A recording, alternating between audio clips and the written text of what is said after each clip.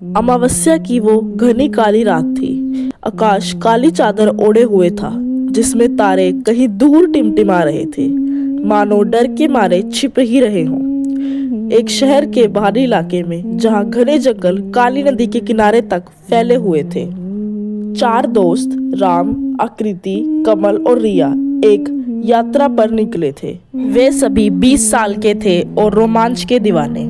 उन्होंने काली नदी के बारे में कई डरावनी कहानियां सुनी थी कि कैसे अमावस्या की रातों में वहां अजीबोगरीब साए घूमते हैं और कैसे नदी की गहराइयों में अनगिनत रहस्य दफन है।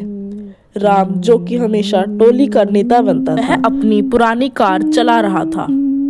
आकृति बगल में बैठी हुई थी, अपनी बड़ी बड़ी आंखों से बाहर झांक रही थी। पीछे की सीट पर कमल अपने मोबाइल में भूतों की कहानियां पढ़ रहा था, जबकि रिया थोड़ी नर्वस लग रही थी, बार बार अपने हाथों को मसल रही थी। क्या तुम्हें सच में लगता है कि हमें यहाँ जाना चाहिए? रिया ने धीमी आवाज में पूछा। तभी कमल बोला, मैंने सुना है कि काली नदी के पास बहुत बुरी आत्माएं भटकती हैं। राम हंसता है।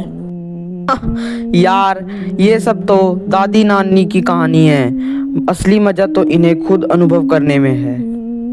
और आकृति ने भी सहमति में सर हिलाया। हाँ रिया, डरो मत, हम सब है ना तुम्हारे साथ, डरने की क्या बात है? कमल ने अपने मोबाइल से नजरें हटाई। वैसे मैंने एक कहानी पढ़ी थी कि सदियों पहले काली नदी के किनारे एक शक्तिशाली तांत्रिक रहा करता था, जिसने काली नदी के किनारे काले जादू का अभ्यास किया था।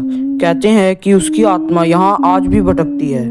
कमल की बातें सुनकर रिया और भी डर गई, लेकिन वह अपने दोस्तों को निराश नहीं करना चाहती थी, इसलिए चुपचाप बस बैठी रही। राम ने कार को एक कच्चे रास्ते पर मोड़ा। वह रास्ता सीधा काली नदी की ओर जा रहा था। पेड़ों की घनी छांव के कारण अंधेरा और भी गहरा होता गया। कार की हेडलाइटें ही रोशनी का एक साधन थी।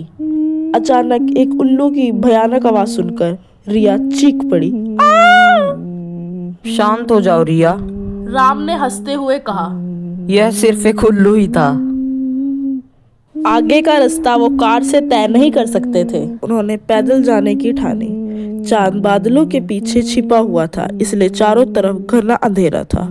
नदी का पानी रहस्यमयी ढंग से बह रहा था, जिसमें से एक अजीब सी आवाज आ रही थी और आवाज में एक अजीब उदासी थी। कमल ने अपनी जेब में से टॉर्च निकाली। चलो थोड़ी दूर नदी के किनारे घूमते हैं, शायद हमें कुछ अजीब दिखे। वे टॉर्च की रोशनी में नदी के किनारे चलने लगे। हवा में नमी थी और एक अजीब सी ठंडी सिरन महसूस हो रही थी। पेड़ों की पत्तियां सरसराहट कर रही थी, मानो कोई फुसफुसा रहा हो।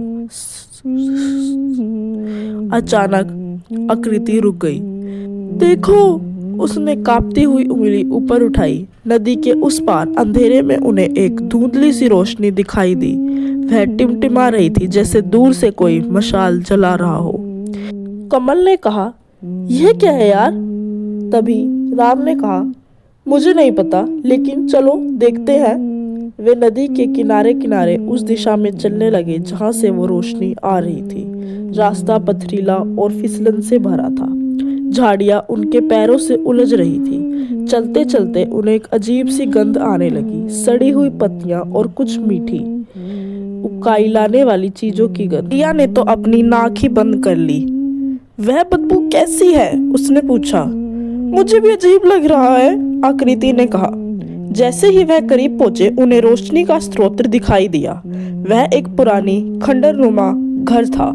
घर आधा टूटा हुआ था और उसकी दीवारें काली पड़ गई थी। यार, ये तो बहुत डरावनी जगह लग रही है। यहाँ कौन रहता होगा? कमल ने फुसफुसाते हुए कहा। राम ने सावधानी से आगे बढ़कर घर के अंदर झांका। अंदर एक धुंधली आग जल रही थी और उस रोशनी में उन्हें एक अजीब सी आकृति दिखाई दी। वह एक बूढ़ा आदमी था, जिसके लंबे घने बाल और दाढ़ी थी। उसकी आंखें अंधेरे में भी चमक रही थी। वह एक मिट्टी के बर्तन में ना जाने क्या मिला रहा था और उसकी आवाज में एक भयानक गुनगुनाहट थी। चलो यहाँ से चलते हैं, रिया ने डरते हुए कहा। मुझे यह सब ठीक नहीं लग रहा। लेकिन इससे पहले कि वे मुड़ पाते, बूढ़े आदमी ने अपना सर उठाया और उनकी तरफ भागता हुआ आने लगा।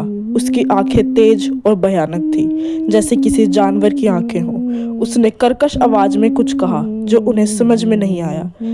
राम ने जोर से चिल्लाया, भागो जल्दी। और वे सभी जंगल की ओर दौड़ पड़े। बूढ़ा आदमी उनका पीछा कर रहा था। उसकी भयानक हंसी अंधेरे में गूंज रही थी। पेड़ों की शाखाएं उनके चेहरे पर चाबुक की तरह लग रही थी। वे बिना पीछे देखते भागते रहे। उनकी सांसें फूल रही थी और दिल तेजी से धड़क रहा था। भागते भागते आकृति का पैर ना जाने किस चीज से टकराया और वो नीचे गिर पड़ी और वह जोर से चिल्लाई, राम। तभी राम उसकी ओर दौड़ा हुआ आया और इतने में वह बूढ़ा आदमी भी वहां पहुंच चुका था। अचानक कमल ने एक बड़ा सा पत्थर उस बूढ़े आदमी की ओर दे मारा। पत्थर उसके कंधे पर लगा और वह दर्द से कर्रा उठा। आह! आकृति जल्दी से उठी और वे तीनों फिर से भागने लगे। पीछे मुड़कर उन्होंने देखा वह बूढ़ा आदमी गुस्से में उन्हें घूर रहा था और वह वहीं पर खड़ा था। वह भागते भागते अपनी कार में बैठे। राम ने कार स्टार्ट की और वह सब पसीने से तरबतर हो रखे थे और डर के मारे हाफ रहे थे और उनके चेहरे पे एक अजीब से डर सिकुड़न। मुझे वहां कुछ अच्छा नहीं लग रहा था। आकृति ने अपने घायल पैर को सहलाया। हमें कभी वहां नहीं जाना चाहिए। कमल चुप था। उसकी आंखें अभी भी डर से भरी हुई थी। घर पहुंचकर उन्हें नींद भी नहीं आ रही थी। बूढ़े आदमी की वो भयानक आंखें और उसकी वो कर्कश हंसी उनके कानों में गूंज रही थी। और उसके बाद वह उस ओर कभी नहीं गए और ये गुत्थी बनकर रह गई। क्या सच में वो बूढ़ा आदमी वहां किसी तांत्रिक पूजा को कर रहा था या वह सब उनके मन का एक वहम था? इस वीडियो को खूब लाइक शेयर कीजिए और इस वीडियो के पार्ट 2 के लिए हमारे चैनल को 200 सब्सक्राइबर तक पहुंचाइए।